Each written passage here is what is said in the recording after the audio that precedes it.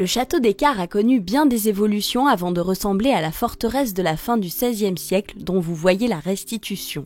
Les fouilles archéologiques du site ont permis d'identifier certaines parties de ces constructions anciennes, notamment un montant de la porte du château primitif. Ainsi, nous savons qu'au XIIIe et XIVe siècle, l'entrée du château était fermée par une simple porte en bois sans herse.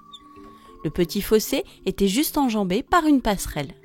À la fin du XIVe siècle, le contexte d'insécurité de la guerre de Cent Ans a probablement rendu nécessaire le renforcement du dispositif de défense. Une barbacane a donc été édifiée. Cette construction atteignait 3 mètres de haut. Elle permettait aux défenseurs du château de se poster devant la porte pour en garder l'entrée, tout en se mettant à l'abri des projectiles ennemis. Elle était vraisemblablement précédée d'un pont-levis. Dans la deuxième moitié du XVIe siècle, François d'Écart mène aux côtés du roi de France la guerre contre les protestants. Pour protéger le château transformé en résidence de plaisance par son grand-père Geoffroy de Pérus, François d'Écart réalise de nouveaux aménagements. Le fossé est élargi et équipé d'un pont dormant sur lequel vient reposer le pont-levis.